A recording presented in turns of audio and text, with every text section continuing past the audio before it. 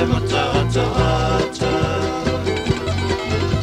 ai ului ta tono le ai le suia ave o laua ai i le moto le fai te au ma le fale sala o whaasanga mai tai na e to pale iuta e fale a o ma o kaua uma ai luma fale le malata o toma fau kula o ane i e silingi a pesa mai tea o a u o le fau kula o tena fatanu i la lotea Samuelu, Atua, Malaitawa, Olefa Atua, Tangi Atua.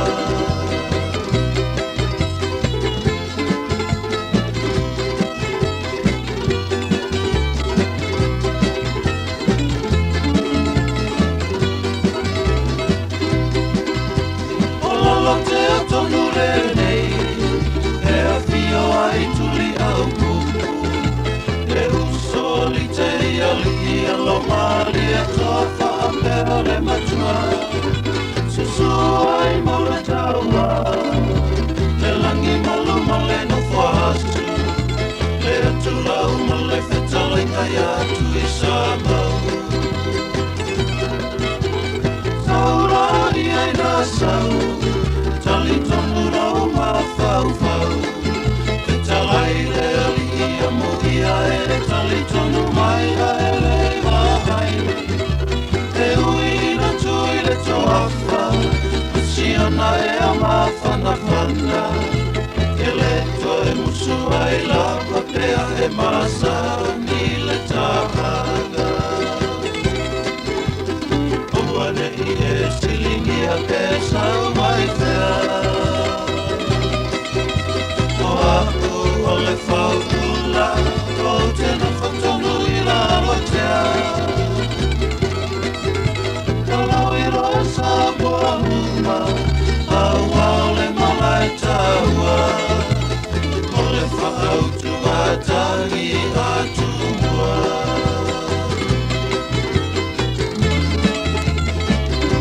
Ia e whaapai maru atu e le paia malmamano o le atunu o mawhai o na mawhata mai na nei tu ma. Ia whaafutai tere lava le whaavano ina o lo taimi. Ia tātou te mawhuta e lungo le nei o penga ta whailangi. Ia po le wae a lesi whaasara lau le si wafonga o le tai au fau. Whaafutai vi ia le tua i whiau mga ruenga sa o tau o na whaatasi atu iai. Ia wa o tau fo i mai ainga o iei fo inisi o ainga o lo ngāru lue le nei tu la. Ia whape nai le lofa maleanga le leo le tua, ia to ai tau nuu le mare Manuia i ainga pea maanawa o ngā ruenga. Ia ore nei tū la fiafi, ia ore maasani le po o a fiafi o asfareile, ore prokalame e Filifilia oe e le tua. Ia whaatalo fatua ia tātou paanga maasani Amerika nei, ia mane lau tele o le lalolangi. Whaafutai wha malo whai o le whaiva, whaafutai wha malo le tau watai. Ia Manuia o fuafuanga o tai au fo i lo tamaiti, ia o le tāpenanga, ia whaafutai i le tua le lofa maleanga le lei, ia mafuta atu le ngang pa ia wafo i le tau mawhai, ia ma le tāpena penanga mo le whanawiti, ia wale o lato wasu tāua. Ia na ilo le manatu e whapea i tupu mai o ne atunu, ia se i tulolo ngotu maneafi, ia i au na tofi e le tua, ia ma lo lava le ngā lulue, whaafutai tele lava mo le tapua inga, ia maua pe o tau le malosi ma le tino maloloina, ia wale tautua ina o nuu tu malo, ia le malo, ia le ngata ilea, ia oi e kale sia pei ona tofia i o tau e le tua. Ia le lau telo sa moe le nei tu la, ia wha malo le tapuai. Ia ora tātou tapuai lava i Manuia ai, mataunu wai o me umalava ilo nā lofa ma le anga le lei. Ia ora nei tu la, ia malo lava le whata simai le atu pokalame, e Filifilia oi le tua, ia ore pesere ni ora tai natu ia whawhero ia tuale o topa ia mara o tuma manu o si mai a lau whaafonga.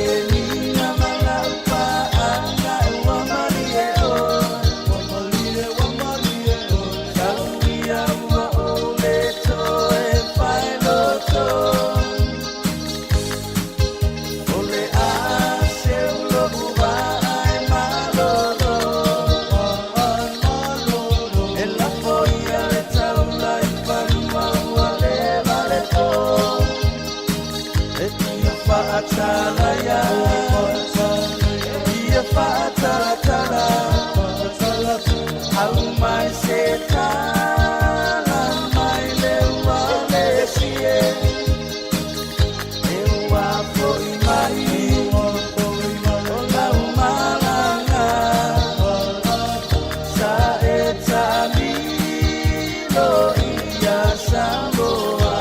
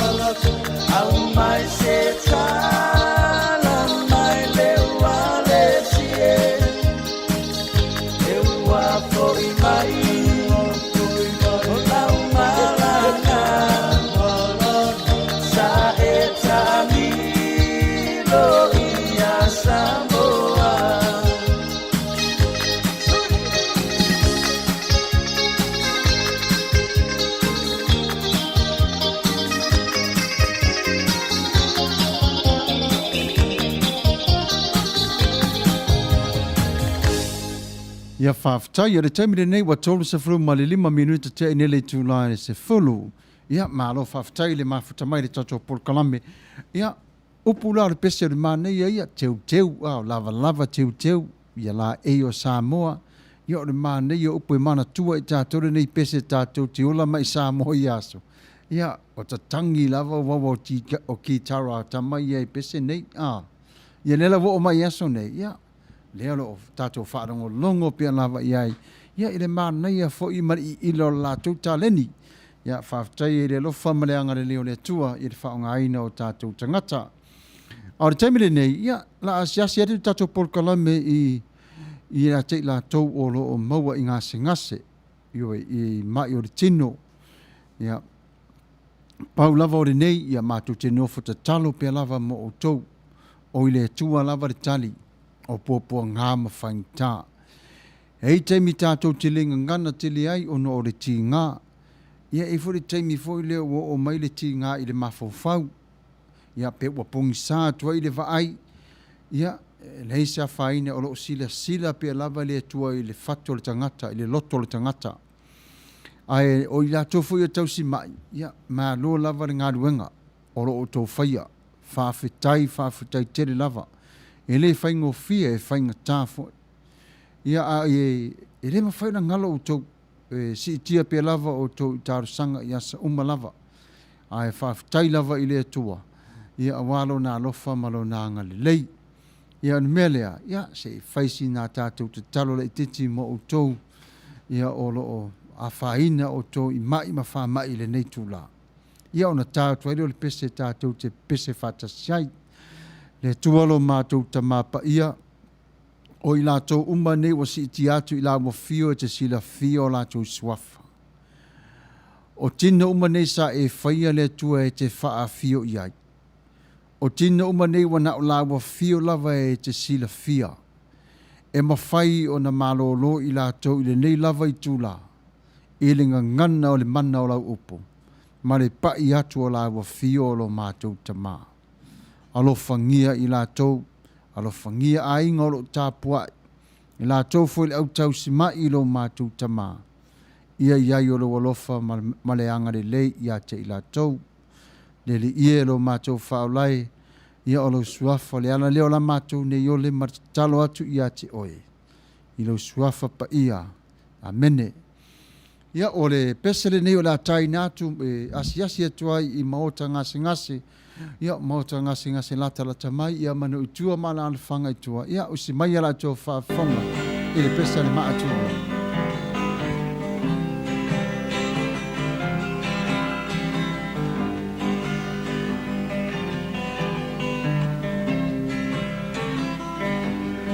O mawhawhau ngā o lohu anganga, o oio mawhatiaga, kua puna, ko mai o me olanga. Oro sa e mawhaatutua, ta talo i le atua, ia mame toe whaafona usai fua.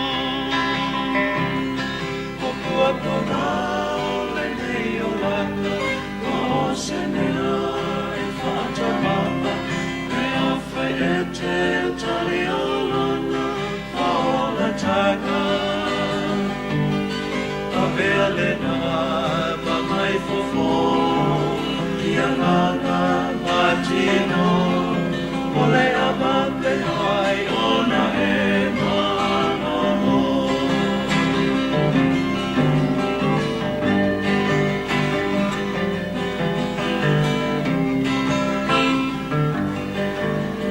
Moe moe i le atua, ma fonso soi fua, ai alo iti, ma pea foki matua.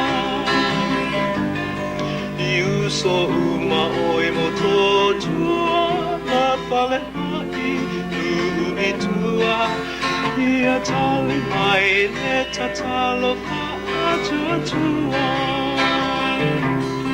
O pua puna le nei o langa, o se mea e whatamaa, e awhai e te tali o lana, o la tanga.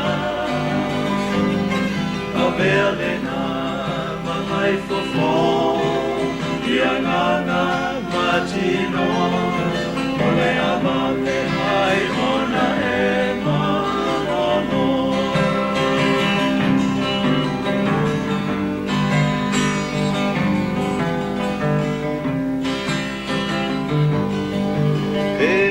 Senga sei aina, o le ale whangaloina, o tō uma, i le nei ngā singa singa.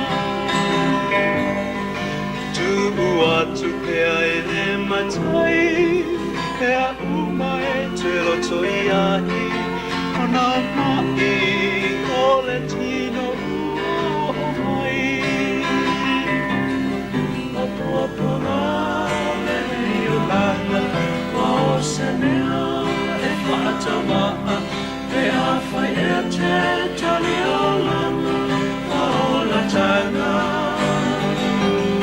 A vea lena, ma mai fofo, ia ngana matino, o le amawe ai ona e manono. O pua puna le nei o langa, ma o se mea e whaatawaa, te awhai e te tali o lana, a ola tanga. A mea lena, ma mai fofo, ia ngana matino, o le amame ai ona e manono. Ia whawhtai le matulua ia pespesenga mātango fie. Ia e au ngā lea mo tino mamai, ia mo i nātou o loo o iai popo ngā mwhaingtā. Ia o le taimire nei, ia o le a tātou asiasi atu le tūpā o whaife au. Ia i le ngā luenga o lo lātou o na ngā lulue ai. E whamanatu atu pia, ese le au ngā o whaife au i lo tātou nei ola. E au ngā fo i lātou le tatalo, le tāpua i mo tātou o iei ngā luenga. Ia o onga. Ia pole a lavalau ngā ruenga o loo whai le nāsu. Ia e whawhtai pe lava i le tua le lofa ma le anga le lei o whaifi au o wasenga ia o au. Ma e ka le sia i le nofo tāpua e le tatalo. Ia au e halo o matatou iai whatasi fi au ma ngā ruenga te tofi o o aso te tasi maso umalava. Hela le tusi whaapea e au ngā mo I tātou le neitu la. Nga ngana whaapea tānia, ele salamo e fast food. Ar whai upu e vanu e whai mai. My God, I want to do what I want, or what you want. But your teaching are in my heart. But maneia ia, maneira tu ina mai whai mai, ua tu sia o au tusi tā ai ilo fatu. Lo watu ai, o te fia whailo whina ngalo. O lo te tonu lava ia te au lau tū la whono. Io, pe avena mai tātou te sāwari ai le nei tū la. Malo tātou va ai o tātou I e kāle sia lo tātou ngāru lue ai. Ia mala tātou taulanga I ave I le atua. Whamailo e whanau I tele ino le mata upu lea. Want to know what God's will for your life? Then answer this question. What ignites your heart? Forgotten orphans, untouched nations, the inner city, the outer limits, honor, fire within you. Maneia ia tu ina mai o le tala inga o devotional. Le wha puina o le upu. Do you have a passion to sing? Then sing. Are you stirred to manage? Then manage. Do you ache for the sick? Then treat them with love. Do you hurt for the lost? Then teach them. Maybe your dream is to be a driver, a dancer, or football player, or whatever case it might be. But go for it, because God allows you and sets you free. But as a young man and a young woman, the law of God is still in your hearts. That's the law that will lead you to love and to care and have passion and compassion for others. Always preach the word of God with love. Love yourself for others to see love of God in you. Ia Manuia le tau mawhainga.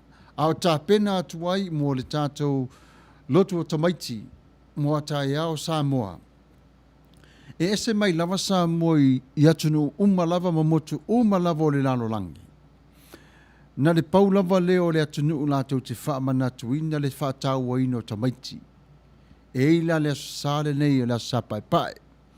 Pe ona sauni uni atu iai tātou Samoa. Matu ai. O le aso le nei tātou te wha longo ai.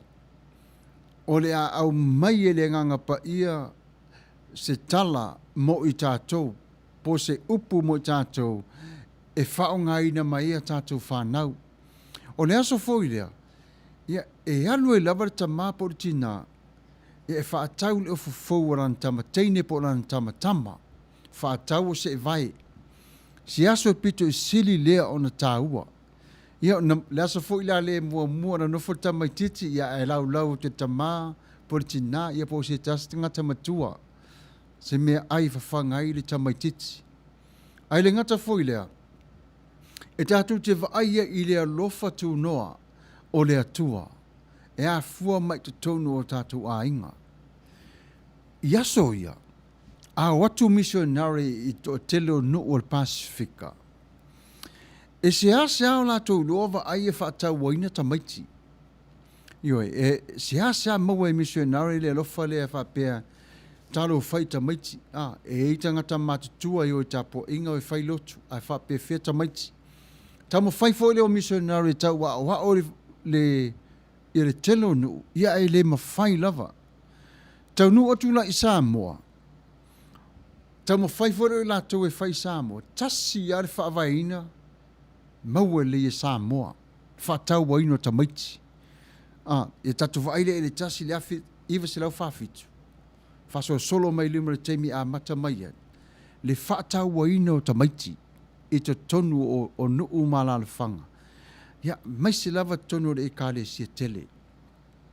Ia, o le ala na ua whao ngai na e missionary whape. Ia, tau fuila nei iai. Ia, le aso sāpa e pae mo nei whanau. Ia, ai re temi fuila le nai tau no atu missionary. Ia, materi fuila temi na nai el palolo. Ia, el palolo. Pela le tau sanga le nei. E pela e whaima masani fuila tātou Samoa io e se asa o nei tamaiti tai le se turou lava i le sami.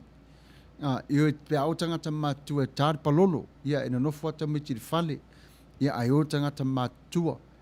O le tāua io le aso le nei, tāua tele le aso sā pa e whaasino tonu lava le whanau, e au mai e ia le whanau le upu, mai i le nganga pa ia, e whaila la tu tau loto, i loa e la tau le tala o mea tupu tonu atu pa ia, na tupu wa e leo lo la tu soifua, ia ua i loa fo e la tau tala, mai te tonu le afionga pa ia le tua. Ia, e tāua le aso, ia o le aso fole nei e tangi e le tina, ia malinge fo i le matal tama, pei o se vainga fo i le wha mamoi loto, e le vaai e tol tama maritina, wa mawhai o na tūla i mai le atali i po le a fine po le tamateina tamatama. Ino e tau tala mai le upo le tua i le la iti telo tau sanga. Ia e whai le tau loto, ia le ngata le nā whai o le tala, ia o tau loto a inga, toi pe pese mai e le whanau pese o le loto.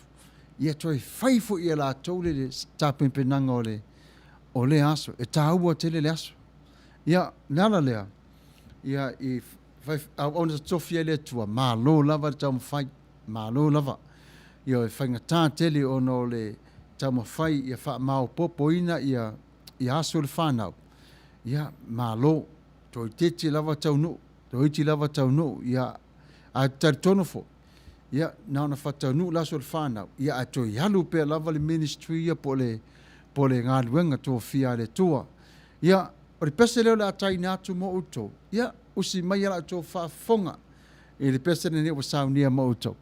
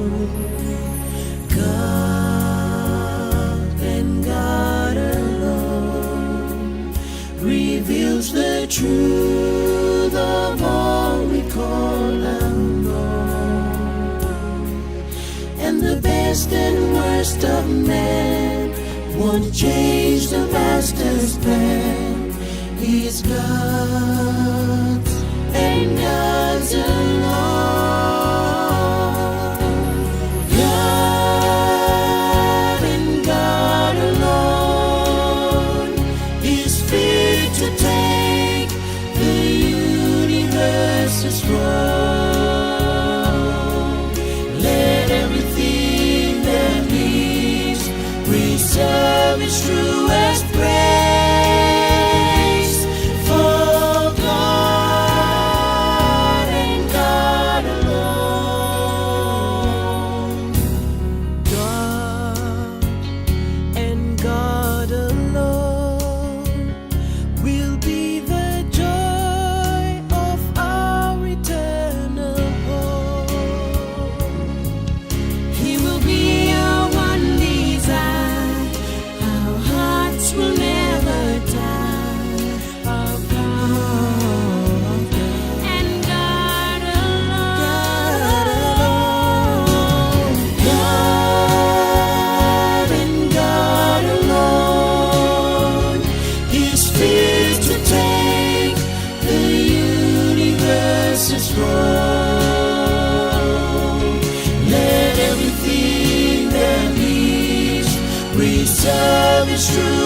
praise.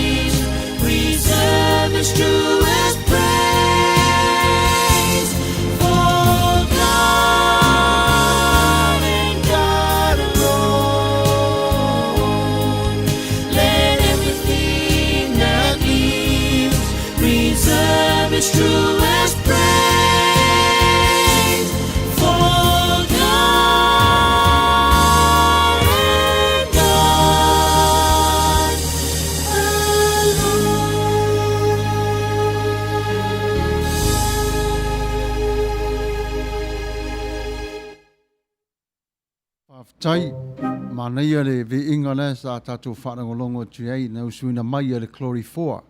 Ia whaftai le wale whaungaini olo tō si o whonga. Ia o le taimile nei, ia e le mawhai o na ngalo ia te tātou. Ia alo ma whanau o Samoa, ia o ahinga fo i le tatonu o le malo.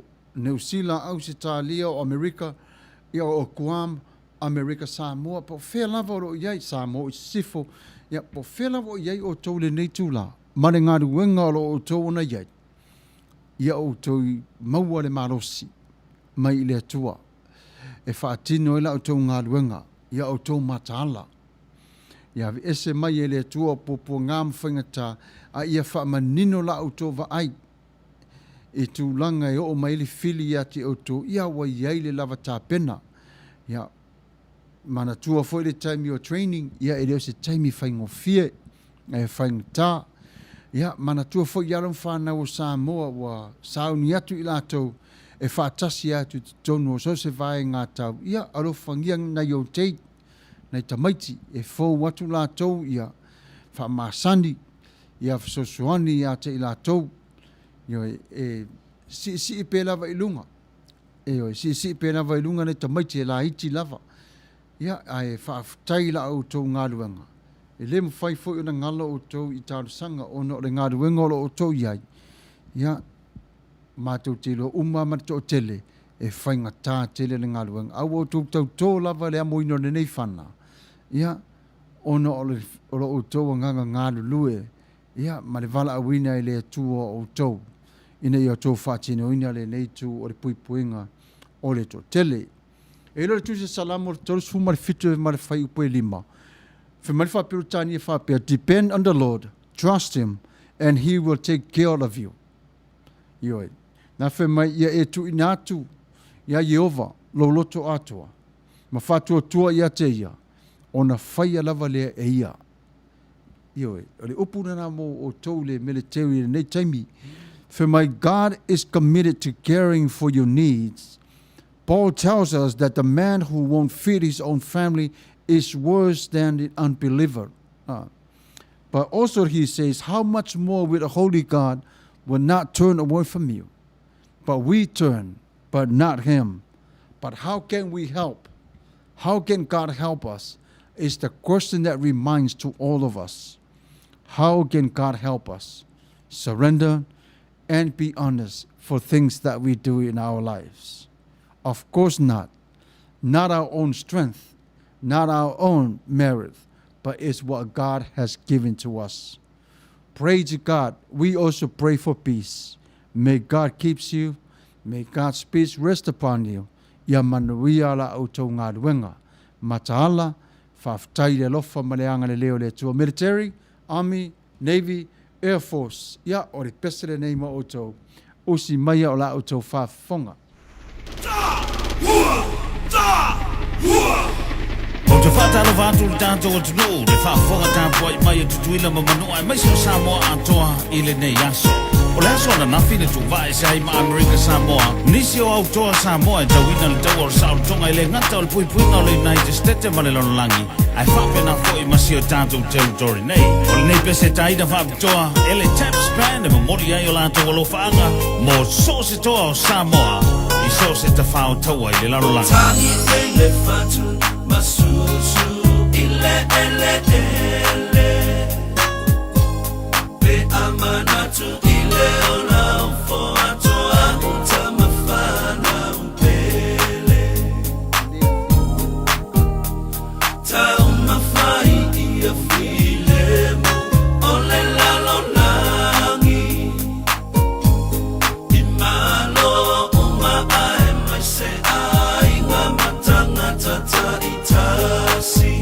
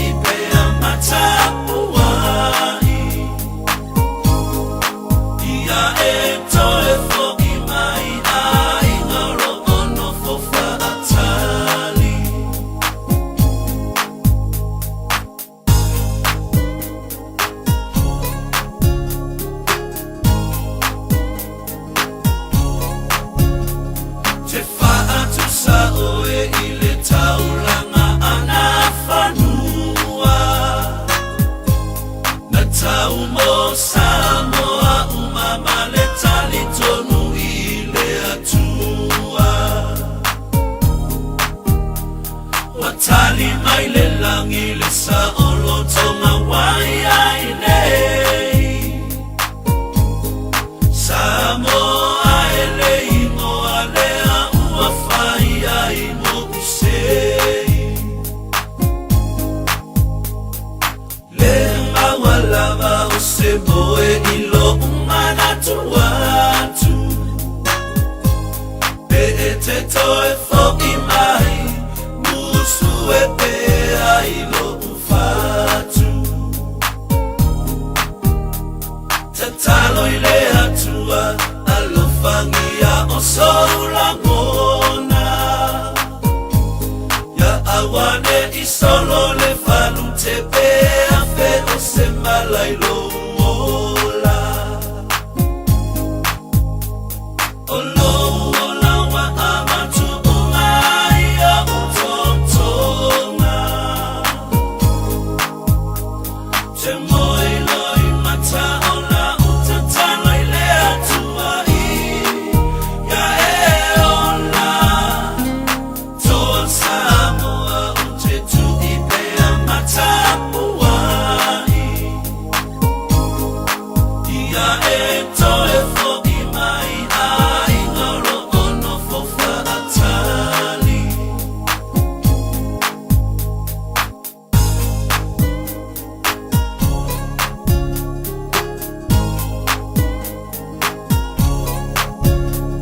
Ya faa Manuia le tamamo o tau uma Ia umi pea ole ola tau tua se io oile unga To faina oe ole to Samoa Yehova ilo tanto uma o manune o manuna Olo ola wa amatu umaya utontonga Temoilo imata ola utatano ile atua Ya eola Toa Samoa utetu ipea matapuai Ia etoe fo imai ai ngaro ono fofa atali Olo ola wa amatu umaya utontonga Temoilo imata ola utatano ile atua Ya eola Toa Samoa utetu ipea matapuai Ia etoe fo imai ai ngaro ono fofa atali Ia etoe fo imai ai ngaro ono fofa atali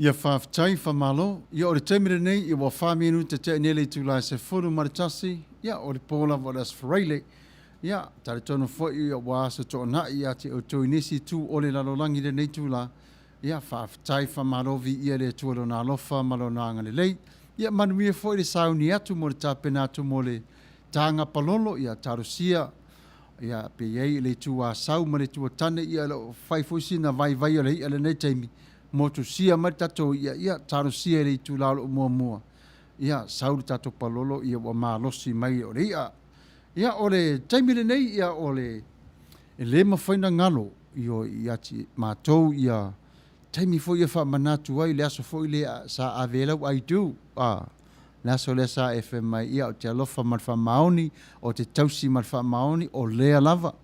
Ia oso la wha pene, ia e wha manatu wai anniversary, o tau lava o lo wha manatuina le neiva i aso, ia manatua, ia la au tau tonga lava o le lofa, le lofa wha vai i le tua, wha i loa i le tasi o le lofa.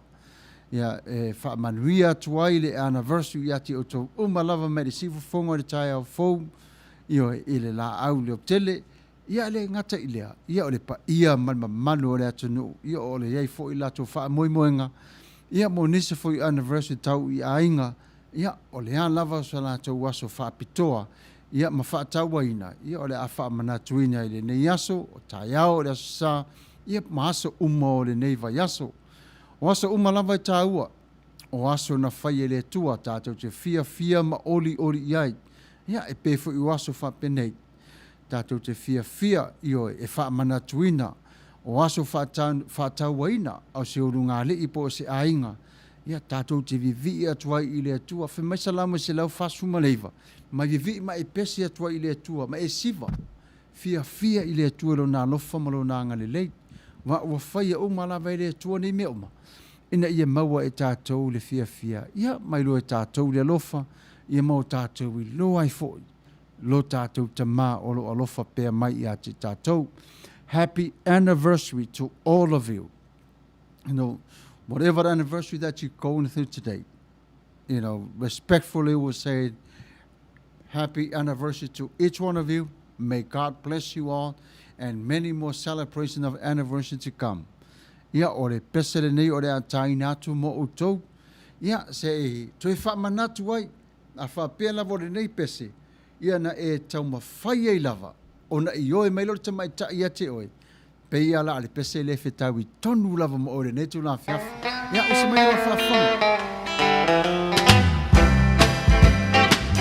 O whatua ma lepe, pēr i lana tua o il cielo wasso, pale asa di dia ele calo. Eu subano e pepese, fugaula, ayala I te fai va fau fau, calo ai lama, oh dia lo wa. Ai amo I ai o sa o. Oia o I te nei, ua polo matalo o lo wha.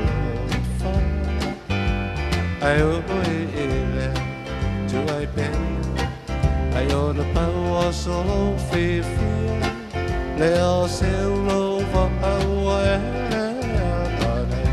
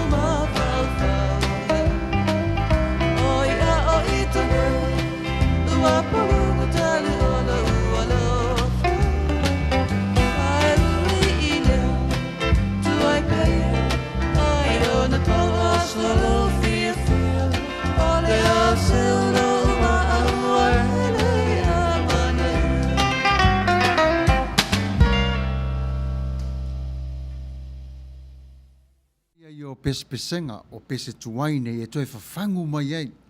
Toi whafangu mai ei tātou umalawa i. Le tātou toi whanau longo. Wa tele foi pese fau o sau whafo. Ia wa ese foi ngana i la tātou whanau longo. Ia toi sāwali vai lei tisi e tuai tua. Sinta mai la ai tua. Se toi e mai nei pese tuaine. Ia e toi au ngā foi more nei aso. Ia e vole sa foi pese wa leva i aso. E whaingoina foi lātou pese. Ia wailonga foi latou pese i mafutanga. Ia o pese mana neia foi pese le whapen na tamai pese. O le lei foi o tangata sa latou tūsia. Ia le pese nasa tai natu mo anniversary. Ia pese le laso soa. Ia pera le pese lea. E seki e tuai le tātou sāwalinga le nei tūlai le a fiafi. Ia o le aso tō nai ate o tau aso whareila i ate mātou. Tā pena o tau mo la sāpati. Ia sa uniuni atu mātou mo laso tā pena e fo i lea sāpati. Ia au se mea lato whaafonga. Le pese fo i lea ngā fo i Valentine. Usi ma fo i lea whaafonga.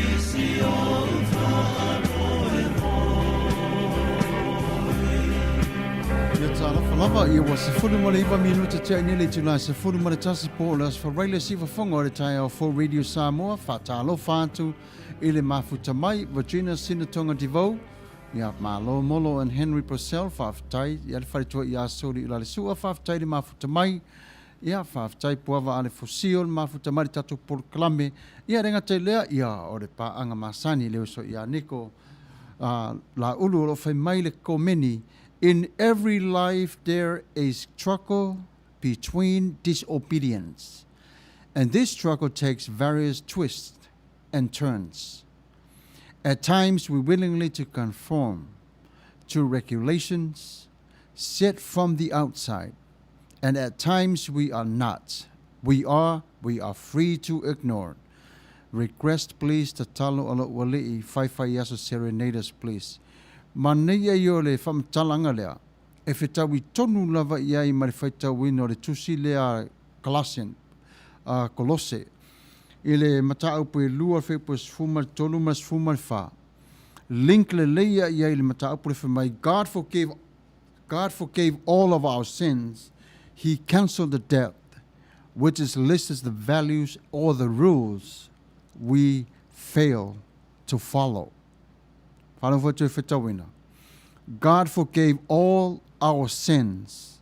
He cancelled the debt, which listed all the rules we fail to follow. Sao le lava, matango fia lava le upore tua I manino fo mo tatou. Ia nga in every life there is a struggle. Tatou te ia uma lava le olanga le nei. Ia ele ai lava se mele faingo fia e mamafa. Ia fo ile taimi e tatou te whalongoina fo ile olanga. Yeah, well, as if we drift on different side what we're supposed to do. E taimi distractive. Yeah, now ese meilo tatou ile naitu. Yeah, wa mawele tatou ile disobedience. In your disobedience oppose. Ile mea tatau ona fai. Yeah, wale faia. Ona. Yeah, tatou tangata. Yeah, fa pena lava ele se tase tu fa maungai pea. O le tese taimi iwa pa ulalo. Yeah, toe fatu ilunga toe tu pa ulalo. Toe fatu. Yeah, Patricia Mathens, this is what I love listening to the Soft Journal. The music selection is classic. Hi Soli, hope you are well. Manuia por kalame pastor ia faafte. Tele lava tua fine, tinad vala au mai, ia vi ia le tua na lofa mona ngale le. Ia Nicola Ulu, ia atonu ua mawari pese sa e faafine ngaloina. Ia usi mai ala tua faafonga. Ili pese tatalo alo wali.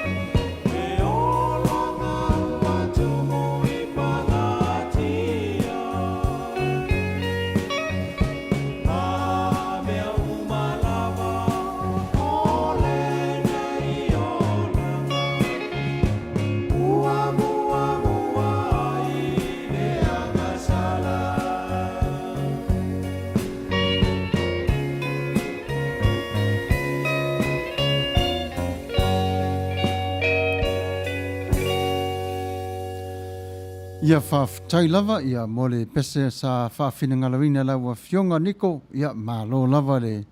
Mane fwere upol pese, whaafutai lava, ia wao ngā fwere pese mo tātou le neitu la fiafi. E whaatalo whaatu ia te o tau umalava o lo mai mo mai, ma whaafonga mai I lunga o le YouTube, I le neitu la. Ia manatua e ile tama I ngō fwere o sau lalo fi mai subscribe. Ia nalo tango tua ki liki o tamarena. Ia there's no cost to you. The reason why we encourage you, we ask you to do so, please. Ia ia lau tele ile tatu porkalame, the whole worldwide. Ia tele ile alu watu le tatu porkalame fafo. Ia whapena fo ia tatu lunga o le Facebook, the soft live. Ia like our page. Ia ina ia ngai fo ile tatu porkalame. Mane lau tele fo ile wha ngai ina ile tua. Ia mo nisi o uso matua whaafine ma ainga o ma mau atu. Ia ai au ngai le nipo kalame mo ila tau. Ia ai maise la vaso whape nei ia wa sea tatou woi wharisa. O no ori whaama ia. Ia maritau ma whaila vai pui o soi fua maleola. Ia mo whao ngai na ia le tua o penga ta whailangi whape nei. Ia e whao ngā lea e whaanu ele tala lei. Me umalawa na whai ele tua. Ina ia whaafhaingo fi ai le tatou ngā luenga. Ona whaafso tai mo ainga o mō mai masani. Ioe, ia awaso lawa pene, ia lewa a mai ele tua mo tātou, ia tātou whao ngā ina lo le amio te tau. Ia tātou whaatalofa to I tātou ainga, ia pe ona yelisi o whongore tai au fo. Ia e whaatalofa tu ia te o tō umalawa. Mana tua, a uma fol por kalame lea, ia e alu pe lava por kalame ile app. Le ile app ale karisia, ale soft, radio si o whongore tai au fo. Ia e te whaalongo ia I porkalami o renei aso, ia ma porkalami o mawai atu.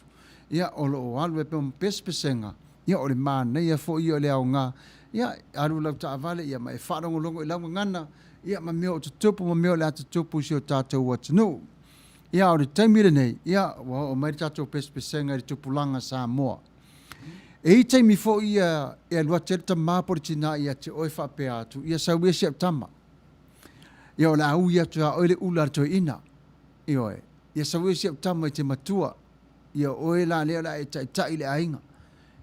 O mea nei, e au ngā tele ia te tātou I Samoa. Le toi nofo matua mānatu natu iai. O me fo nio lelo tu tupu tu tonu ar tuspa. Ia. Mana tua fo le taimile sa I Paulo. Ia masio nā tele le titi lea whaafaife au le titi a leo Timoteo. Sa whapena fo le whautua o Paulo I a Timoteo, au lai titi lava Timoteo sfulua tau sanga. Vale lai titi o tamai titi. Fe mai fautuanga Paulo sa ia tusi le ma ave I a Timoteo. For I am already poured out like a drink offering, and the time for my departure is near. For I have fought a good fight, I have finished the race, I have kept the faith. Now there is in store for me the crown of righteousness, which is the Lord, the righteous judge, will award me on that day, not only to me, but also to all who have longed for his appearance. Ore mā neia ia, vaile ia. Mo o mai le taimi ua toia ina, le soi fua Paulo. Wailoe Paulo, ia walata mai lona taimi o le aru ese. Encourage loi Paulo ia siona tari le titi le fatuatua Timoteo ia tautuang nā ma oe a sauti taimi o luma ta te tea mana tua upu ne wa utusi atuai tupulanga Samoa whapena fo te le a ano o le ta māmaritina I le alofa o lo la taufare nā wha moe tau sinio tau wivi tau mawhai le se mea tātou te maua marifile mu tātou te ngā lulue, tātou te o I a onga. Ioi, ao nei mea umalava, tātou te maua umai lava nei wha manuianga, pe a moni ma wha maoni lo tā uaro lofa I a mama dad. Pe a moni la tā ua tautua, I o tā mātua. O le ui mai le nao wha manuianga I lo tātou wola. Ioi, o te lea I o wha manuianga e au mai e le tua, e ui mai I mātua. Pe a moni ma wha maoni la tā ua tausi. Ia te pulanga talavou, o lea tātou te lai titi lava I nevai taimi. Tau ma whai pē lava, e wha longo I a mama dad, uso matua whawhine mātutua, maua le whaaloalo, maua fo ia oi whaapare. Aua le ita ngofie, ia taratara noi lau ta māmalu tina o mea whainga tau leo langa, ia awa onga, ia oalava, ia taratara noi le ta māmalu tina. Aua fo le mātua ia te tātou le whatau wemu, ina isi tama Samoa ma teine Samoa, ia tātou loa le lei, e tasi umalava i tātou i le atua. Ia e alu aso sau aso, ia toe wala awina tātou i le atua e fola lana upu. Ia na toe whae loa mai fo le atua me whae le tonu le sāwalinga. Ia ar taimile nei, aru ese mai i tātou, ia whae tete fo i lunga o au penga ta whae langi, ia au tō maua le leile whea fani. Aua le whaonga ina maala wha peto te whemisa ai ma whea nea im wha tupo i whana velave. Tupulanga Samoa, a vea oe ma tai. Become a leader but not a follower. What I mean about that, lead. Lead and others will follow you. In the good intentions, in the good way that you walk. Lead of love. Show what love is all about. Take care of yourself. Love yourself. Ilo se mea leanga. Ai mea lea ngā mo oe. Ia, wa aia tuai niso lo ainga. Ia maise au. Ia e maa neia fo ila oesa var. Ia e muli atuai fo ila tau. But your action will speak a lot louder, than your words. O lesi nā ngana o iloa to telo tangata e mata mamai mo va ai. Ia e le lor sa vali o. Ia fa pena fo natu sa vali atu. Ia pela le nā le encourage for mo tātou le tupulanga. Aua tātou te wha vai. Tau ma whai pia lava. Tātou te le la iti e pia. Tātou te tupu wa e pia lava ono leo langa. E tupu wa e pia lava. Ai vi ia pia lava le atua lo nā lofa malo nā ngale lei. Tupulanga Samoa. Ia aua te pole. E moni lava e ti ngāre vai pe atu ia le maa. Ia e tu solo lava le nā ti ngāre fia. Ia o taimile nei. Ia usi mai ala tō whaafonga tupulanga Samoa. May God bless you all, young people today. Usi mai ala tō whaafonga.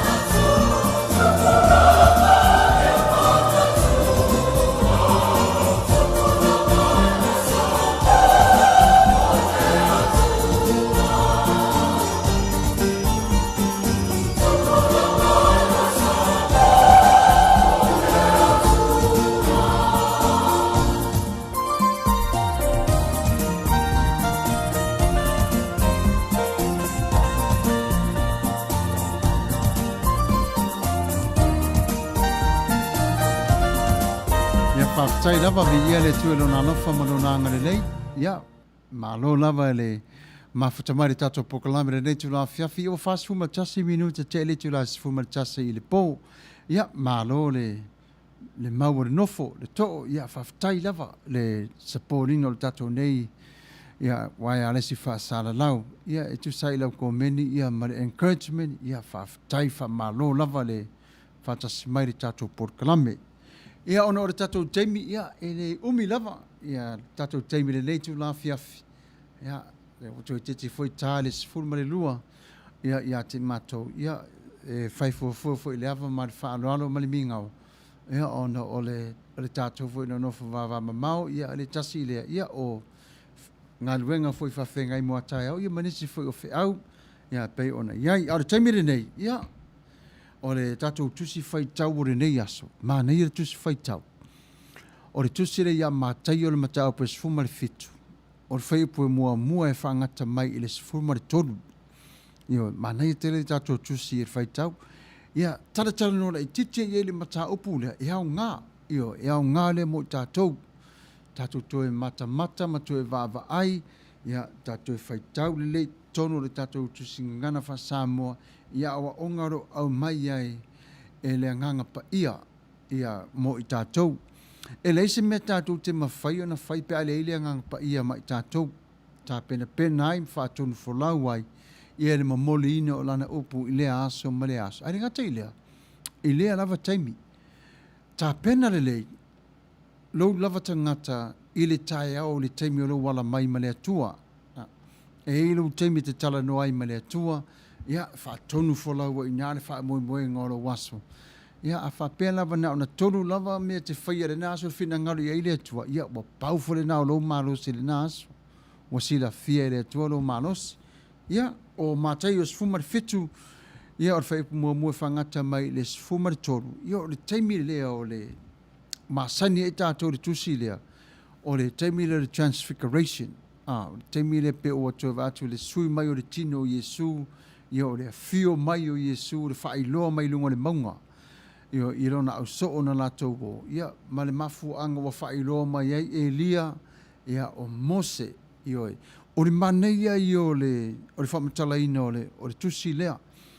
Ia la matanga e whaapesi o tanga tama whai e tatala atu i luma i lo topa ia ma le mamadu.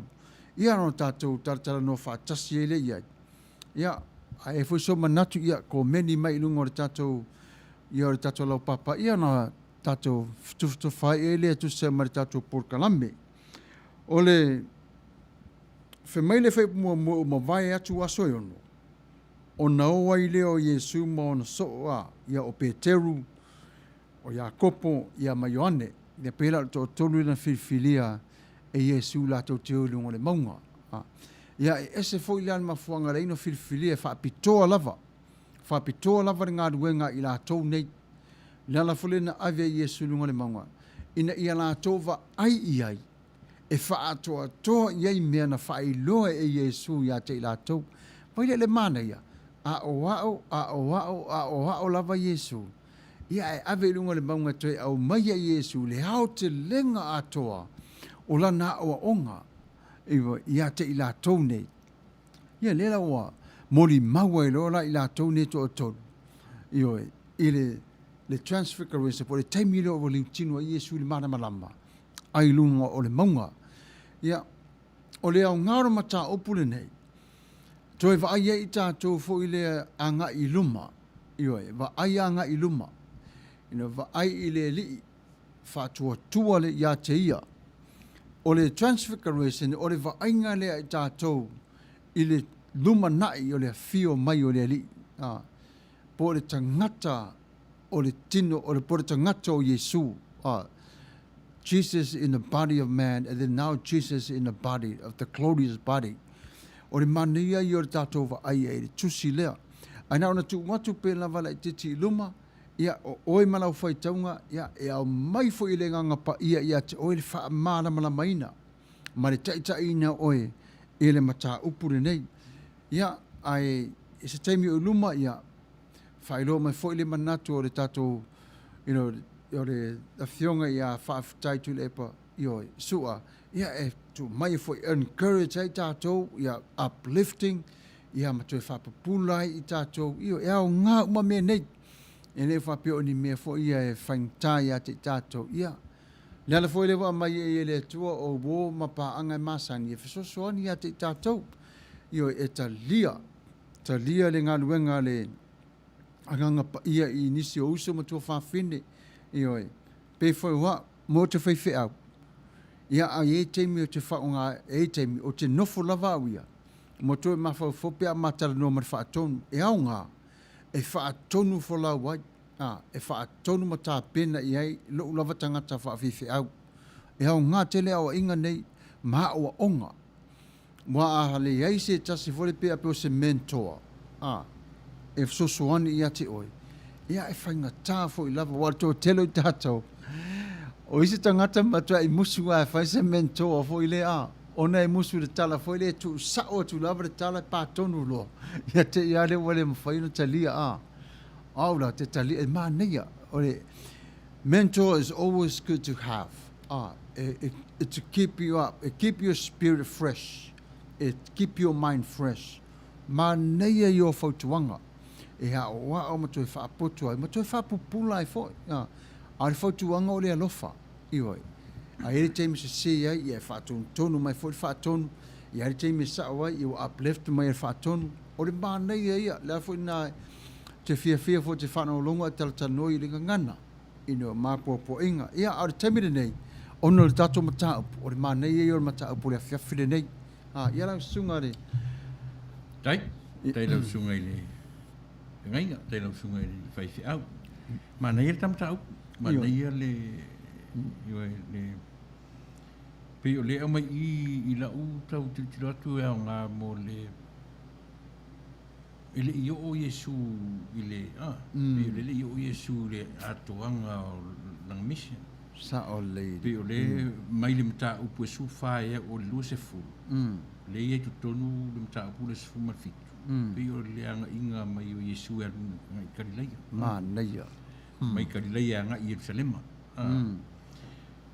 pe ala no fia me o lo te fia fesili pe ai se ala o toi ave ai pe o la una te mo o pe ai se ala bana lei le toi ave e sur to le ave la mena le ave se me la motasi ya mena le ave ai o la lo se la au tal no ai ma au ave la vai lungo me ma volunga e te tau lana whaamatala mai a tau.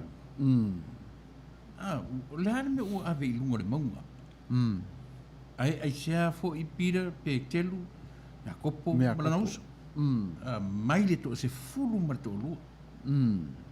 Teo pi o nai mea ia. E te tau no ta fesile e ta ita ia ta ita. E ma whai ai una fesoasoani mai. Manuia. O lea tu sa le tilo, lea fo tam le manatu o tu o reso. O lea fio ifo. Po le ifo. O lea ifo. Po le descent. Descent. Iwa aida ie. O lea o le po ifo lalo. A le ave I lunga. Tatala noa nei la I mea. E ave I lunga I sea. La mea lina ave I lunga. Le mena le oi la se me Paolo, po la se me Matau, po se me Matasi, ia po se fale foi. O la se ale la vo fai me wa. E ia la winga o me ia. E ia la winga o me ia tanta tu tilo I marto. Ia em faina o fa pea o le maunga, o le fio anga o le Atua. O le talina. O le maunga, o le mea maualunga, e maualunga le fio anga o le Atua. Manuia. O le maunga, o le mea fio ai le Atua. Le wha o ngā e tātou Samoa I whare sā. Ia, o le a whapea fo I o na whausia le maunga o le Atua. Manuia. Wha o ngā e Samoa, I tātou tangata, ia le whare sā. O le maunga o le Atua. Ona o le whapea lawa I le mawhauwhaunga wha iutaia. Israel. O le maunga, o le mea maua I ai le Atua. O le maunga, o le fio anga o le Atua. Lea fo ina o mai mose ma le nuu, whaatali atu le au vai maunga le nuu, asi ialu mose I lunga e o lunga o le maunga. Lunga o le maunga. E pēra mena o leo tate fesili ai, I le mta upule wa au mai. no fono fai e su sa la la va ma fonga pe na mia na fe so soni la le mia la no fo foi su a ve lungo le mo ia o mia la na tu pu mai o le mo ia o le no foanga o le tu mana ia na o tu rola ia le mia o le ngata la a ve lungo le mo ale na la o tu pu le upu le na fa le transfiguration o le suia o suia le vainga ia na fasili fo le o le ame o suia i o lo fasaren ki ia o sui e pe o nei meanga e kilo maila le vainga foi pule mo mo e o ia sfumato io foi pues fumatolu e pe o lona vai na fe me tolu tonu ia e pe la e mai le mo mo e o le van na sa Atua ile ale mania la foi upe fa ila ule fai tau si pe da le fai upe fa ia ona fai mai ai le o Peteru ia Yesu leli ie ele lei ona ua tātou i nei ai whina ngalo iai o te whaia i nei ni whale apitanga se tolu mo oe le tasi mo mose le tasi mo Elia le tasi vai ia ila ulea tiro ia i mena na ina ofesili pe ai se ana le ave lungo le mangu le to lea vai na va ai o kama ia i le sina o futo e tiro tu ia mose ma Elia ona mafofonga le tupu me Samuelu yo tu le Fagalilo tu le pe afa pe lang o ta ale o kama ia kumkumo le ko fio I folo ila na tono ia nga o kama ia lunga kilo I me ia o ba ai I lunga le manga le to fio ila le ko fio ila kilo le na tu reso decent ia ia vai la fa upunga le fai mai se la finca ko fale lunga ngi la finca ko fale lunga ngi wa o pe o langa le o la ule interpretation exactly pe o le langa le o tangata fia nofo ile mele o iai se vesi al mana tua yo Yesu so le o la lo o vai maunga o le e tatauna I tato o la lo o vai maunga o lo iai le fe au fe tau e le o lunga nei e le o lunga I ale fami pectero se mana ia le fauna to fale le la uftango e fale tasimo oe tasimo I mose tasimo Elia e vai le atale a mai ata na ave lunga o wori ia te ia fa tilo na va ai le matango fear tum le ko fia fo ilo ilo sa le exactly ia le te le o ta wol mele sa le na ufitia ile fai mai o Yesu le o ka ko la lo ai we belongs downstairs ele o lunga nei tau nei tato sa ole le ke o I lalo le mea lai ia le mafatio tangata o I o le afaulan ka ko farki o ka lunga ngi ka ko fia pe kango ngi interpret le mea mana ia pe tole sel mana ia e vai falong leu tato falong longo uma sel mana ia interpreting fai ngo fie ore ano na sau tuel mata opsisil o le nganga tonu la fana na re tusile tole na na tala mai wa va to mata tama wa fe ilafi mai ofu soilo a fe mai Yesu in action the tato le fai o lalo ele o lunga I pai le mana ia e sa o le manatu e te mi fo le mato e mawore tato se me o mana ia le file mo fa pe le la te le to fia le lo o le afai na ale manatu le vo yo Yesu e mawalo na malo mai lalo ile au vai maunga o lalo ai fa vai atu lunga ile maunga le nei le mana le o langa fo le na tato io fa penalo tato o langa o tato te filosofi ese mai pe au tato te ese mai ma fainga ta ai ele teni e fa I loa ele tua ia te tato ia ia vainga nei o le tatu savalinga. Wale mana nei o le whailoa mai e Iesu o Elia ma Mose. O Mose, o le tangata leo le tulafono, tu sia le tulafono e 5. Wana au hao fo Iesu ma whaalongo fo ila au so o i whetala Iesu telo fo tulafono e le talanoina ioe. O le au farisaio, o le au vatusi upu. Ia au maila Elia. Ona fo Elia le ainga le au profeta na lato fo tau, lato fola, le whanau mai o le Mesia. Nela wa maile tu la fono. Ma le ainga profeta. Tu whaatasi le lua lea. Ia, I let it send in my eira for transfiguration. I sui a Yesu. Sui a Yesu le temina. Whai loa iai a Yesu. Le moni man wha maoni. O le lato whenga le iai nei. Lana ese le mānei o le te lea i o le mataapsi si. Mānei te le lau mai tu le epa. Sao le leit. Sao le leit. E hau ngā mo i tātou le tātou tue wa ai e wharitangata. Interpret the way that you interpret. Wai au mai lawa le nganga pa ia le file mu ia te opa e whaitau wina. Wai mena na mana wai ia Peteru. Awa tātou tue fo i le lo. Wa mana ia lawa tātou i lunga ife mai Yesu le ai. E leo le nā le ala. O la lo lawa tātou tue. A whai le upu le whewe Yesu whe mai e. Nei o i tātou e tā pena le mawhau whau o le tangata.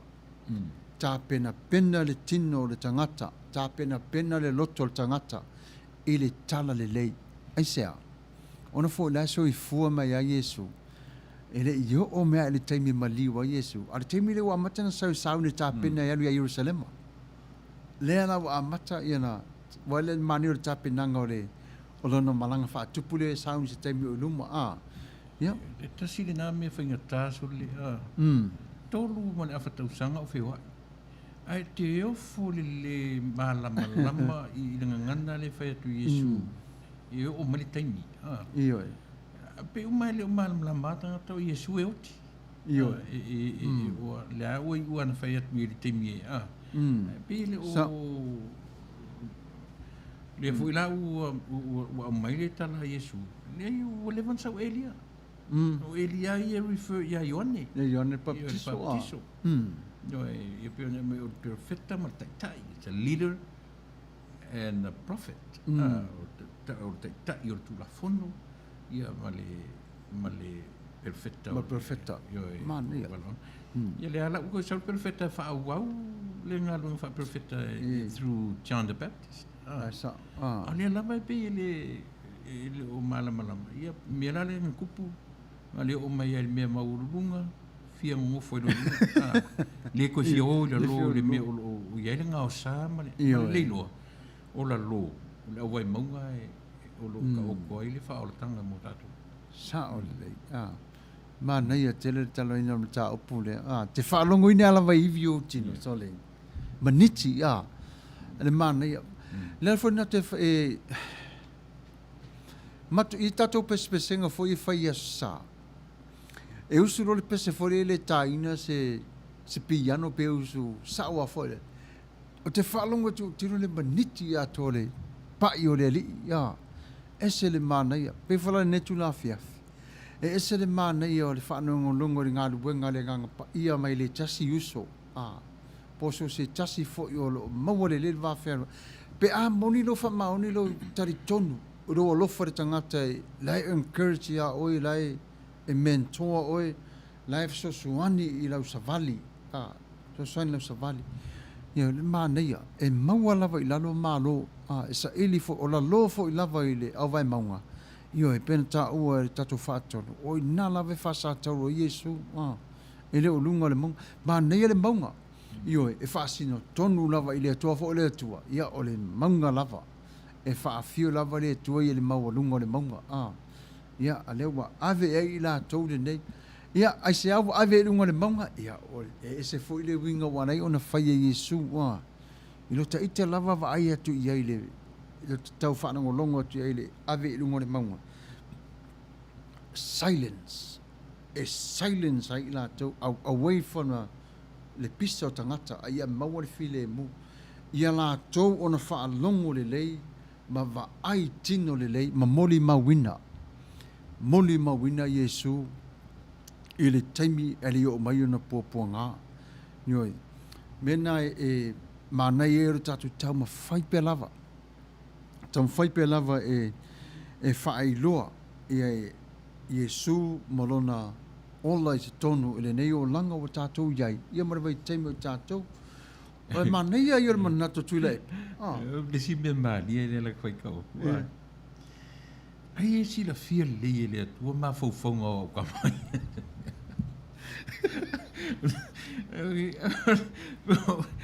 Pe fa pele tu soli. Inga le o me lunga o kamai le ko fio da lo. Le ana o pe o au mai e le tua le au u fitia ile o ri. Ia o sei fa pe ia sei o kangwala sei fa matala loto le o ri. Ai sau e mele upu fa longo i lo uatari pele.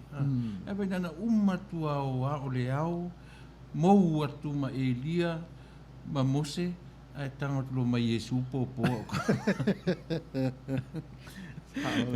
E tanga lo mai Yesu popo kama mai kakula lo le o runga nei aruma o kama fa un farki o aka i runga le nga mou atua le ao le ao te le ao le tua tamo tu ma Yesu popo se le mana ia pe ka popo uma al palasi mana ao para lasi ma kama sau ai lo martala fa alongo ia Yesu ai o ko ki fi ngo fo ia bana uma fa mai Yesu ka kula lo ai le mo tato le mo tato i Italia wale no fasili tu la ipanalela ia vai tolu tau sanga mare a fofe vai mai Yesu ai mato le lo era voli e oti Yesu mai ala fe me fa talaina na o mai o ane o ia fo ia Elia ma Mose e fa tali tonu e o voli ia o Yesu la vale tolu tau sanga mare a fofe vai so le al sa o so na no sunga ia o mato tama i foi la lo ai ke si la fia foi la pasta ile leile o ri e nga tolu tau sanga ia pe ku fu me af au kaku ni ia ua ongo se fu tau sanga sa vali lima se fu fa se fu ai le mana malama la vai dia lofa le e a uma ke ua mai se ao fa fo le fa pongi sa ai tatu ia nga fe e ke u ka fa no ku fa pe mai sole na o inga ku o ile lua ke le ko mana malama me o le lofa tu no ai sa o ia pe tu ia ina tolu tau sanga tu na fia ngai nei so ma Yesu o tatu o le ana fe au mo o ma o lunga i o le maunga o no fuanga o le atu io e le faia mo tatu o tatu o la loa le au vai maunga e fia ngai e tatu ma pupuanga am finga tau le ola o lunga tu ra o tusila o lunga tu o tusi le sumar fitu ma nei pe ma silia tu ona ta fai ungar sumar on feita puna ia pe atile na malama lalo i fai mirenta feita wina pe mai ona feta la ia tuai le o Yesu i ona so ai se tasi e fia muri mai ia tau ia fa fit vai la men e tolu le kama ma kua nga mai fa fiti amo muri ara si mea ka kule ia o kele la muri ai musu e fa ai doa fa le tonu asa kele la fia musa kaulo ai musu muri a le va nino i mai Yesu le ai tau fa fiti taunga ka ngoi amor sa tau e ka kau e muri kolu le ala fa matala mai lunga atu sufitu nga o mai ro le dalo suma fitu fai unga suma le ono i par kana fa muri Sau to solo mai ngata fai tau ma le fai upunga i fai unga suma le ono sau o suma fitu te ia tau o fai unga. Ia lang o vavenga isi menga mui alum ta upura ta fai tau suma to. E manino ato I ma mala malama ato I. Ia le mele na le na avera o ia I no.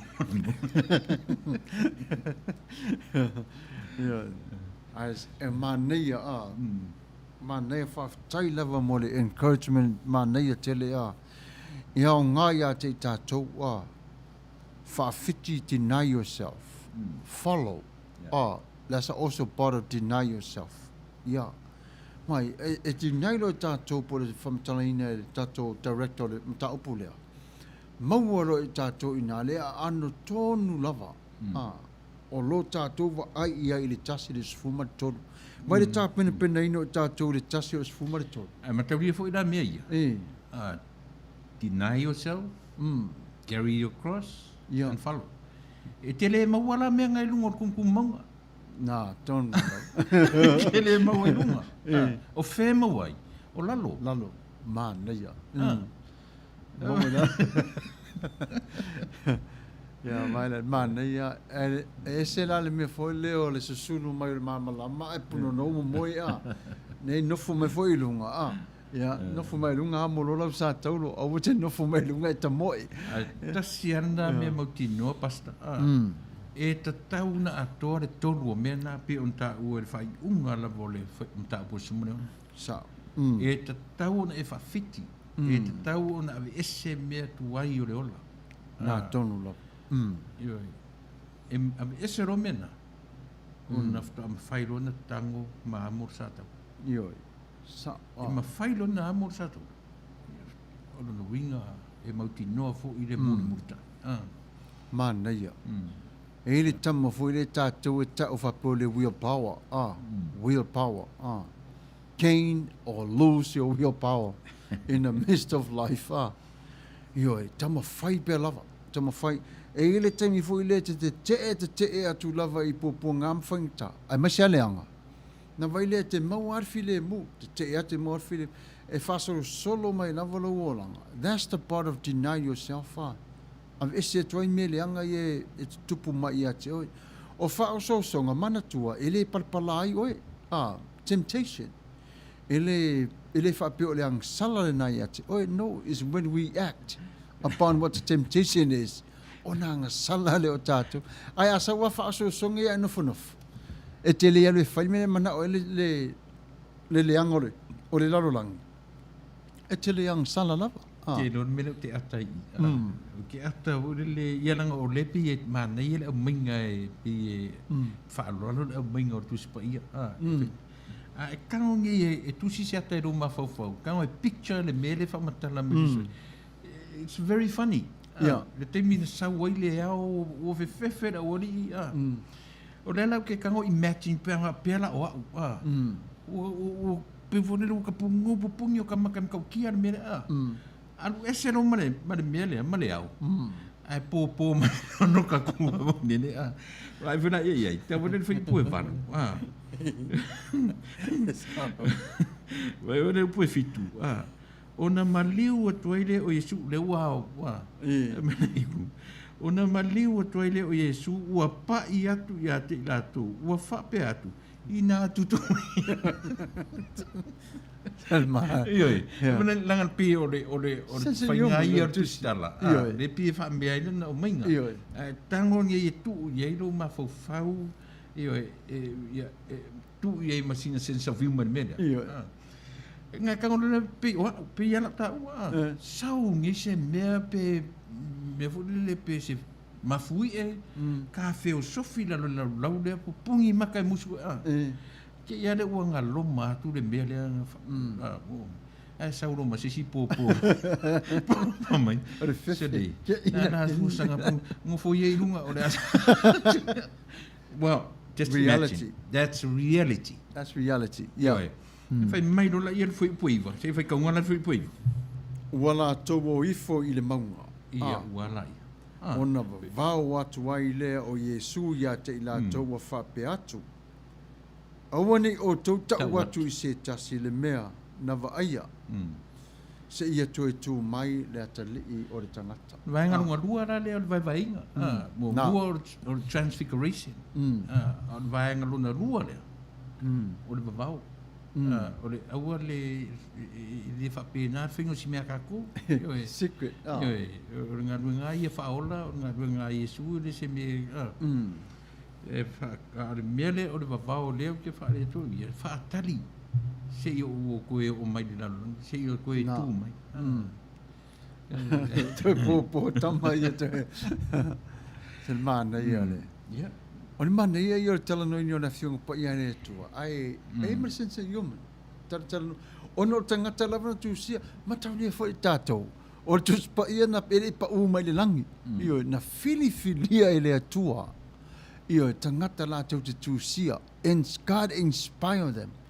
To write the words le fasoso ani le ngang pa ia fa poto i latou fa malosi i latou ai le apose tu si foi le fan te ata tu sa la ngiru o mai fema i ole tu si le o mo tu si mai langi le ai mai fa nga mai le tu tatou ai se la affiliations in you tatou personality i oi vai nga lava tono lo tatou o la fartangat ia la e tau fa i lava te tono o le tuspa i ale tua Io nei le simia. Pungo o kama de fefe. Ai ngai. Ngara ko e supo po me ka ko lo. Ke ia no le ori lo fesili wo ba ko le se edia ma lo fesili. Ko e fesili la ori il foi po se fu. Ona fesili. Ke le me o le Matafeo. Ai ko e fesili vale. Ona fesili mai le ona so o ia tia. Se ale me o fai mai ai le autusi upu. E tali atu ai lea, ona tali atu ai lea o Iesu ia te ilatou. E mua i saura, ia vai. Ua le vanga sau e dia, a ngā ku ke le lo. Ua e dia kilo mai au kou mea ngai fai, ma au kou a mionga. A ku ke le i loa e dia, o Ioane Baptiso. Ioane Baptiso. Talo fai so. El mane. Ye e furi ye so no. Nei, pe menga lo tanga il fai umore ta. Mai foi pos forma le lua A o te fai atu ia te auto. Uma vai ona sau e lia. Ele i loa foi o ia e auto. Aua lato loto iai. So taimi na leo fasioti ai. Wani te leo fasioti. Mo loto ai ai lato li taimi fo ele fasioti ai perfecta. Au na le tua. Tu sale sa o Ioane i le loa e tangata. Lingta lia tangata ngā runga baptison sa o Ioane. O e lia na uto e sa o pēna walu ia mai taimi. Tua le. Tu sale leia ma le mele tupu ia Iesu. Sau Iesu rona nu ele te lia. Tua pio lea lai i la ulea tipitilo ti ai o lea o mai whaatasi a Iesu leo mai o Mose ma Elia. Tu sale sau Elia ma le sau Iesu rona nu le au Matafeo ia sai lungo le maunga. Kele be maka fefe kam. Au nga o lunga fia ngo foi lunga ile ko fia foi me kam ila. Te fai atu ai fo ia tana no el matau pule. La to Iesu po pole ori no foi lunga. Fai lo matala Iesu. Au ne to pisa i se tasi di mene sa to vai e. Ole sa puno no na va ia. Ole na fa fang wa Iesu. Ele tana mali au tala mo ia men tu ari sa mo sunga vivia. Taimi o fai mo meu inter-schools i Samoa, a Feliki, athletics o ia o ngā... Mo waru ai lai le senior i hurdles. Wa unga representing a mai a vele le minga i hurdles. E ke matau lia nā kau fai sau o tira pa onga ho i tias mai nā kau kakamo mo e. E roa, pā o le whana sau an, pā o sau ruma. O oso le heru mo sau, oso le longa dua sau, kolu sau whalo pasa sai lalo. Ngaro palasi lalo ala muatu le, ke rona meu tu. Nga pau ana mero ke whaalongo mai ai o leo tangata hui, o leo kamikia o ngā pina. Aora tangata sa wa aian mako o kamu i ngā wiki. O le matua sa wā o tangata. O atara le melen ka whaikau ngi. Sa wari wari a kuala o kama ngā o pu maha ki kūrunga. Maha whakangala vea ngi. Na ala kua sa fatu farfatu. Kua farfatu marekei mare pise maukofu. Na kua eu a foi mai. Tai. Ia vai.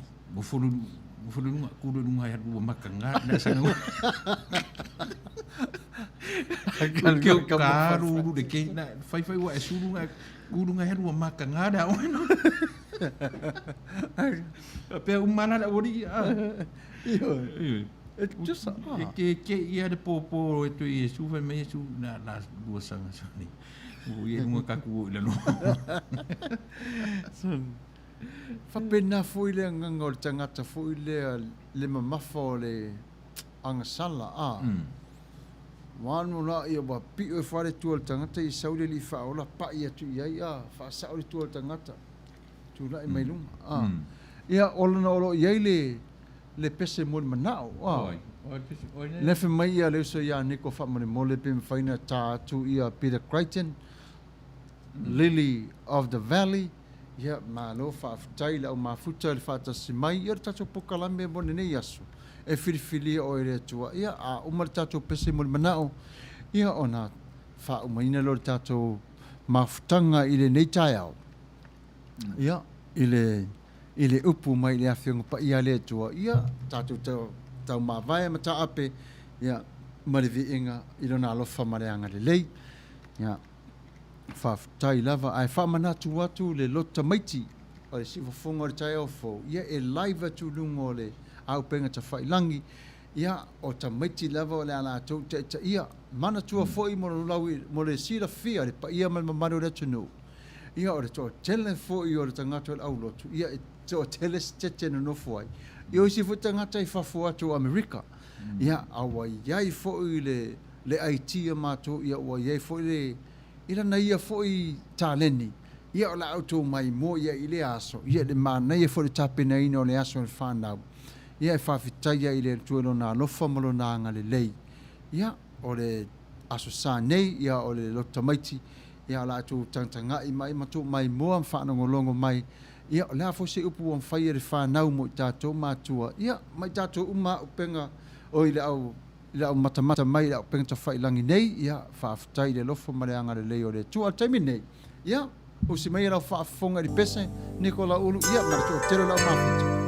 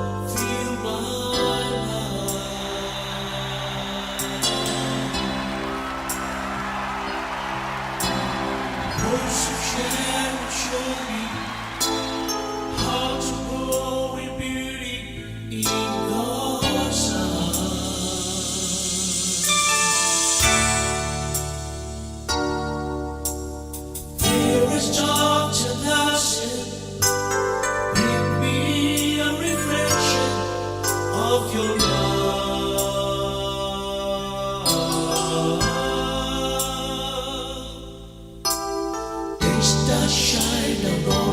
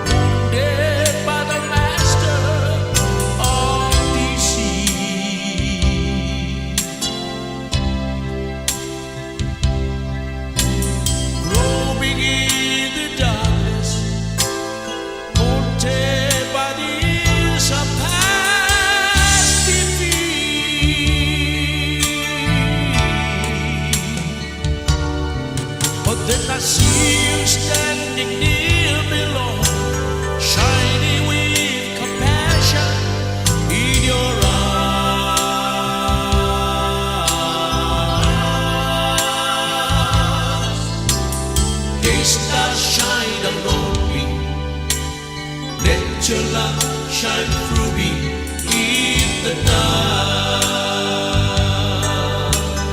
Lead me, Lord, I'll follow. Lead me, Lord, I'll follow. Anywhere you open up the door.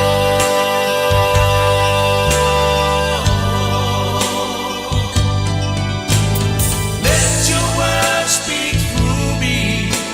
Show me what I've never seen before.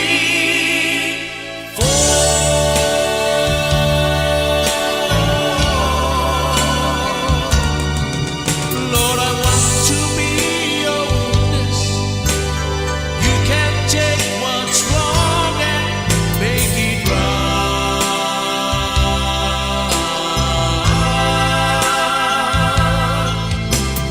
A star shine around me. Let your light shine through me in the night. O le upu mo i tātou i le nei tai au. Le tusi le sa tala no ina o mātai o sifuru mari fitu o whaipu mua mua e whangata mai le sifuru mari tolu. Filifilia i o whaipu e fitu mari valu. E whātonu wholau wai le tātou savalinga i le nei asu fau i le vi inga mari whaafutai i le tua. I le ngata fo i lea. Le aso mari vai aso o lo o mua mua mai. Te mai whaipu e fitu mari valu whaapea ona maliu atuai le o Yesu. Ua pai atu ia te ilatou, mo whape atu. I nātu tū ia o tō. Awa fo i tō te matatau. Ona te tepa e ai lea o lātou mata. Ua lātou le ilo atu se tasi. Ua nā o Yesu lava. Tau ma whai lava pe teru, e tā ofi ma wha mau folinga le a fioae, ma le liu o Yesu i lunga o le maunga. E ala i le whatuina o ni whale se tolu, mo Mose e Elia ma Yesu. Ai le o le whina ngalo le nā o Yesu. Peitai, o fuafuanga mamana le Mesia, e le o le afioae, ai o le afioifo. E mau whaatasi maona tangata. O le iei o le atua i lunga o le maunga, e pei ona tā ua e le tuspa ia, o le whaafio lea o le afio ifo, o lona alofa tu noa, e tawhi ifo i mea, malifa o le maunga. Ma tawhi atu i le foafoanga atoa. A whaita atou te whitai i ma le atua i le maunga, e tasi lava le ala e mawhai ona tātou i wia. O le aluifo i lalo, malu watu i le lalo langi. Mātangi ai, lona mamalu, i lo tātou waruatu. Tu ua e Yesu, le nofo anga pa ia man mamalu. A ua fio mai ona o le alofa i le tangata. O le alava le palapala o le lalo langi nei. A fio mai lava Yesu, i lona alofa, e whaatasi mo oe mau i le ale winga, le whaolaina o i tā ua. The descendant. But Jesus came and touched them. Get up, he said. Don't be afraid. When they looked up, they saw no one except Jesus. Peter tries to preserve memorize this glorious moment of the descent by building a tent on the mountain. But the gravity and the reality of the Messiah's plan is one of the descendants to be the tabernacle among us, revealing his remnant glory, as spoken in John 1st, verse 15 and 14. Indeed, mountains in Scripture always demonstrate a downward descending moving of God, God's grace and activity following down the slopes and outward into all the creations. Later, Peter recognized This moment is a call of Jesus' followers to be prophesize the word and the voice for the world. He is worthy. He is sufficient. His grace is enough. The Messiah help us. Jesus help us as we go through this life. Wherever God called you to be, God gives you the message that go with you. The message of love that is powered by the Holy Spirit and that is told by Jesus.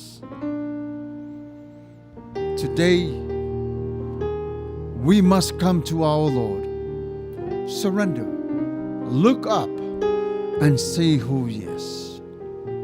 Open our eyes and see the glorious moments that what life is all about in us. We praise God, we thank God that Jesus left heaven just to come down in this sinful world to be with us. May the Lord bless you. May the Lord keep you. May the Lord's face shine upon you. May God Himself, the God of peace, sanctify you through and through. May your whole body, soul, and spirit be kept blameless at the coming of our Lord Jesus Christ. The one who calls you is faithful, and He will do it. May God bless you all, and have a blessed weekend. Tato whai ule talo. Wa mai anei le ngā ruenga nganga pa iai. Whaftai lava i le walofa tu noa. Whaftai le poto wa mātou maua mai i a te oe. Whatumtumuina i mātou. I le matiwa o le mawhauwhau. Awa e utu i mātou le li ia i lo walofa marawanga le lei. Le nei wa tau masua sua. Ia mātou ona whao ngā marititau. A whio mai oe pui pui wha marutia i ate i mātou. Manuia lota maiti. Wha manuia i mātua. Wha whataite le lava i lo alofa marawanga le lei. O le ata ape i mātou. Ta i lawa whio. I le suafo Yesu Keriso. Amene. Soifua ma ia manuia.